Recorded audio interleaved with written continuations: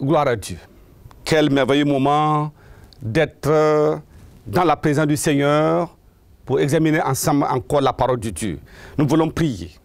Papa, merci pour ta grande miséricorde. Merci pour tes plans merveilleux pour chacun de nous. Je prie, comme nous sommes en train de regarder à ta parole, comme nous nous confions en toi, Seigneur, que des choses cachées soient révélées et que les merveilles de ta loi soient maintenant ancrées dans notre cœur pour nous amener à la vie qui te convienne et qui nous apporte la vie éternelle au nom de Jésus. Père, merci pour la réponse. Au nom de Jésus, nous avons prié. Amen. Gloire à Dieu. Alors, aujourd'hui, nous voulons considérer la parole de Dieu et le message a pour titre « La raison ultime de l'appel de Dieu à la conversion ». Gloire à Dieu. La raison ultime de l'appel de Dieu à la conversion. Nous lisons dans Matthieu chapitre 4 et le verset 17. Il nous dit ici, verset 17, Matthieu chapitre 4. Et nous lisons le verset 17. Matthieu. Le verset 17. Dès ce moment, Jésus commence à prêcher, à leur dire « Repentez-vous, car le royaume de Dieu est proche. » Voyez la toute première prédication du Seigneur. Il dit « Repentez-vous, car le royaume de Dieu est proche. » Et dans son ministère, dans tous ses messages, c'est « Repentez-vous, car le royaume de Dieu est proche. » C'est la chose fondamentale. Deux choses, la repentance, le royaume de Dieu. Voyez, ça veut dire que la repentance nous introduit dans le royaume de Dieu. Toute autre vision de cela, nous passons à côté de la plaque. Regardons dans Actes des Apôtres, chapitre 26. Actes des Apôtres, chapitre 26, nous lisons le verset 17. Il nous dit là-bas, verset 17, « J'étais choisi du milieu de ce peuple, et du milieu des païens vers qui je t'envoie. » Il parlait à l'apôtre Paul, il s'appelait Saul en ce moment. « Afin que tu leur ouvres les yeux, pour qu'ils passent des ténèbres à la lumière. » Alléluia. Et de la puissance de Satan à Dieu, pour qu'ils reçoivent par la foi en moi le pardon des péchés et l'héritage avec les sanctifiés. Gloire à Dieu. Voilà le but. Il dit, je t'ai choisi du milieu d'eux. Va. Ils sont dans les ténèbres sans savoir qu'ils sont dans les ténèbres. Proclame la parole de Dieu. C'est cette parole qui donne l'illumination, la connaissance, la sagesse pour quitter notre position de malédiction pour venir dans la position de bénédiction. Il dit, afin qu'ils passent des ténèbres à la lumière. Quand vous lisez Ésaïe, il dit que le monde entier est rempli de ténèbres. Et les gens marchent sous l'ombre de la mort. Mais la lumière a jailli, c'est clair. Donc il nous dit clairement ici, passer des ténèbres à la lumière, de la puissance de Satan à Dieu. Ça veut dire que le non-sauvé est sous la puissance de Satan. La proclamation de la parole de Dieu et la démonstration de la puissance de Dieu l'arrache de la main de Satan pour le transplanter dans le royaume de Dieu. Ça, c'est important. Et alors, en ce moment, il a le pardon de ses péchés et il a l'héritage avec les sanctifiés. Ça, c'est le but ultime. Voyez, beaucoup de personnes ne comprennent pas la raison fondamentale de l'appel de Dieu à la conversion. Pas seulement à la conversion, mais aussi à l'abandon du péché. Si quelqu'un est converti et continue dans le péché, il n'est pas délivré. Vous connaissez la vérité et la vérité vous affranchira.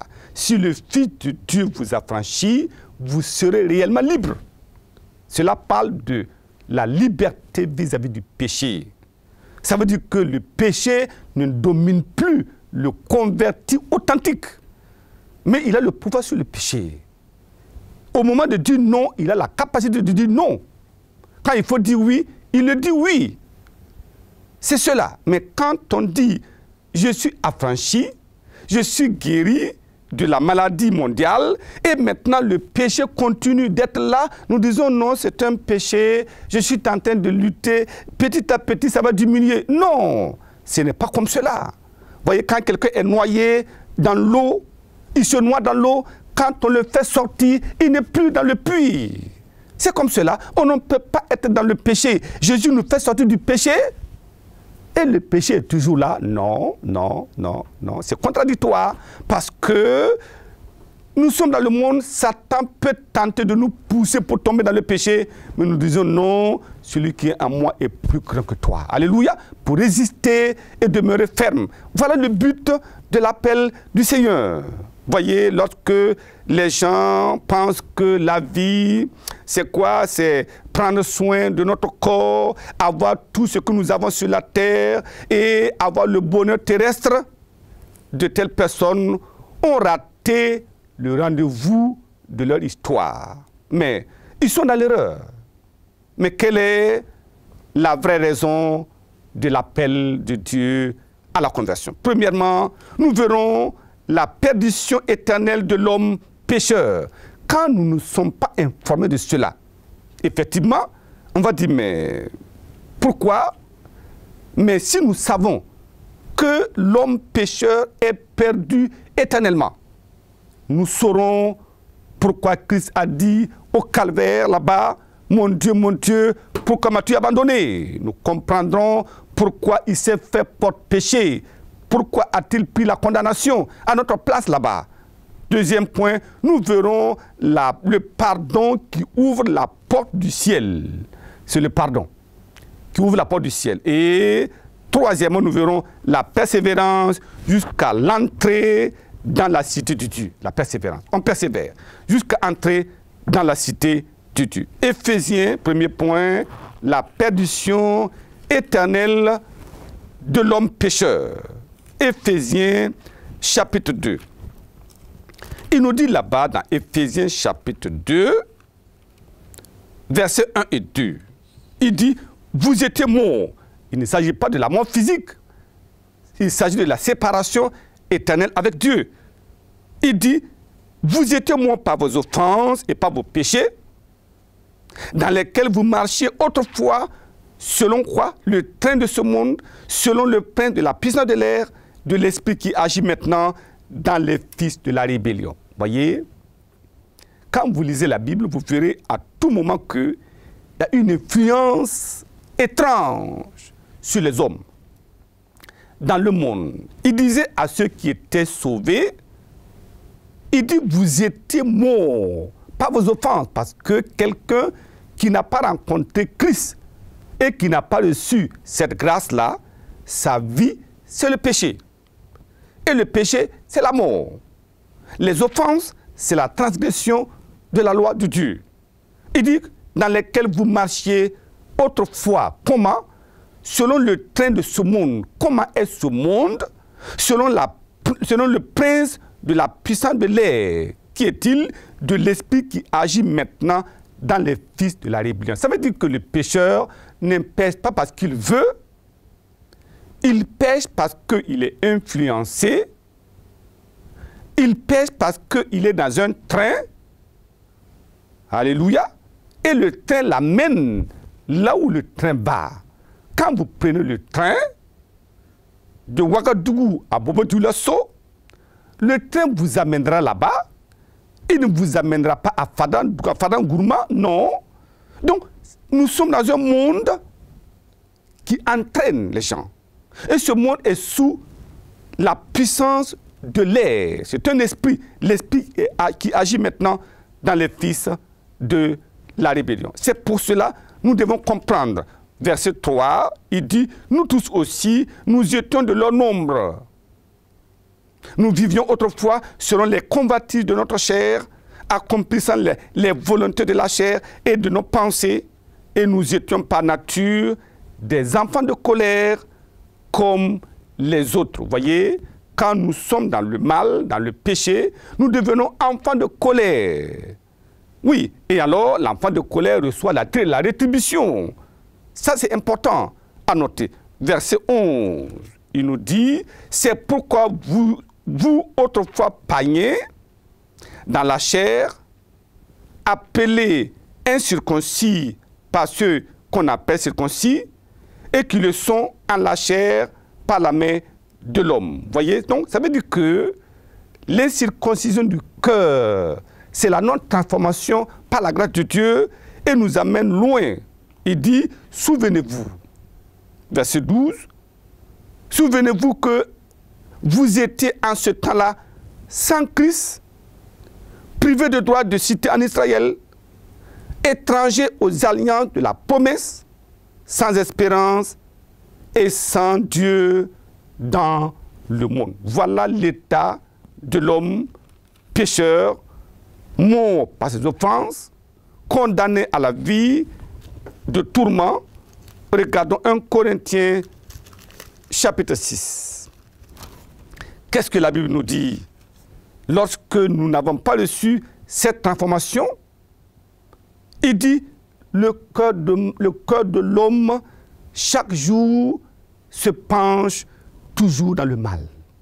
Et les méchants vont encore exceller dans leur méchanceté, nous dit la parole de Dieu. Mais regardez dans 1 Corinthiens chapitre 6, verset 9, « Ne savez-vous pas que les injustes n'hériteront pas le royaume de Dieu ?» C'est ça. Et c'est pour ça qu'il savait que quiconque ne vient pas à la croix, ne vient pas à la repentance, afin qu'il soit lavé, ne peut pas hériter le royaume. Il sait que si lui, il ne donne pas sa justice aux hommes, ils ne pourront pas entrer dans le royaume de Dieu. Voilà pourquoi il est venu. Il dit, ne vous y trompez pas, ni les impudiques. Combien sont-ils dans le monde aujourd'hui? Ni les idolâtres, combien comptons-nous ces idolâtres?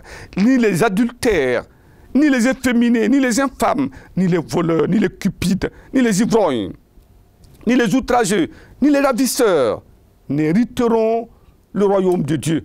Quand vous dites ça, les gens disent, mais vous êtes en train de condamner des gens, des innocents. Est-ce que ça c'est moi qui le dis? Est-ce que ça c'est un pasteur qui le dit? Mais il dit, ça c'est la révélation de Dieu dans sa parole. Il dit que tout ce beau monde-là, tant qu'il n'y a pas de transformation, il ne peut pas entrer dans le royaume. Le royaume de Dieu, c'est la justice, c'est la joie, c'est la paix par le Saint-Esprit. Le royaume de Dieu, c'est la sainteté, c'est la vie de justice, c'est la vérité. Le monde, c'est le mensonge, c'est la tromperie, c'est la méchanceté. Vous voyez, ces deux mondes ne peuvent pas se confondre. Pour passer d'un monde à l'autre, il faut une opération de transformation. C'est pour cela que Christ est venu afin de faire sortir l'homme de ce monde de tourment, du mal, du péché, alors le transformer et le planter ou l'amener dans le royaume de la justice de Dieu, parce qu'il lui transfère d'abord sa justice avant d'entrer dans le royaume de justice. Je prie que Dieu nous amène à comprendre cela et à quitter rapidement. Vous voyez, des gens peuvent dire, ah oui, c'est vrai, je suis convaincu, mais je vais décider. Non, ne me faites pas comme Agrippa. Il dit, tu vas me persuader de devenir chrétien, mais il ne s'est pas converti. À moitié persuadé, le doute de l'autre côté, et on reste là en disant, oui, je veux voir. Ah oui, je vais attendre d'enterrer mon père parce que si je me convertis aujourd'hui, mon père sera malade. Qui t'a dit que ton père va te devancer? Alléluia.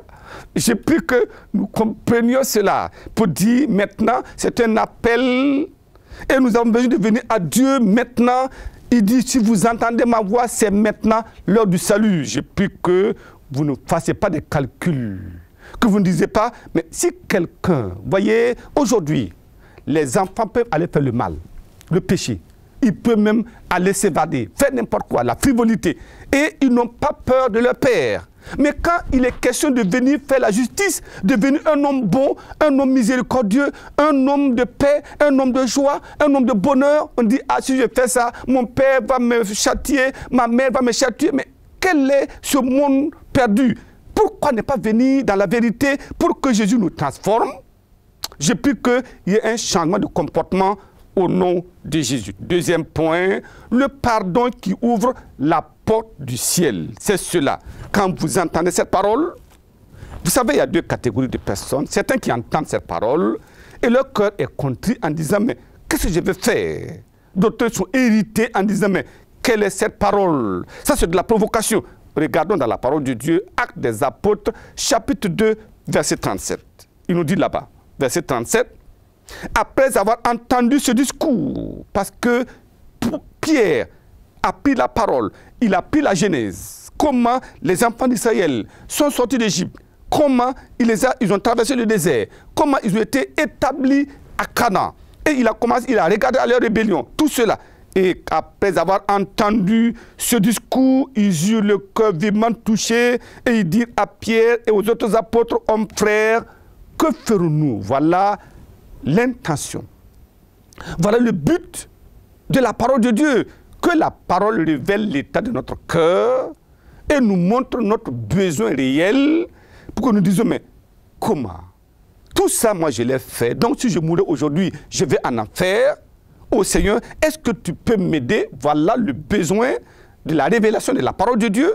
Homme frère, que ferons-nous? Pierre leur dit, repentez-vous et que chacun de vous soit baptisé au nom de Jésus-Christ pour le pardon de vos péchés et vous recevrez le don du Saint-Esprit. Gloire à Dieu. Voilà le besoin, le don du Saint-Esprit. Car la promesse est pour vous, pour vos enfants et pour tous ceux qui sont au loin et aussi en aussi grand nombre que le Seigneur, notre Dieu, les appellera. Gloire à Dieu. Il dit, verset 40, et par plusieurs autres paroles, il les conjurait et les exhortait, disant, sauvez-vous de cette génération perverse. C'est cela, nous vivons dans une génération perverse. Sauvez-vous, quittez ce monde perverse et venez à la repentance.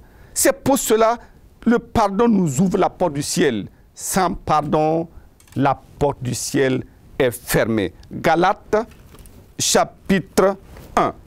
Galates. Galates, chapitre 1.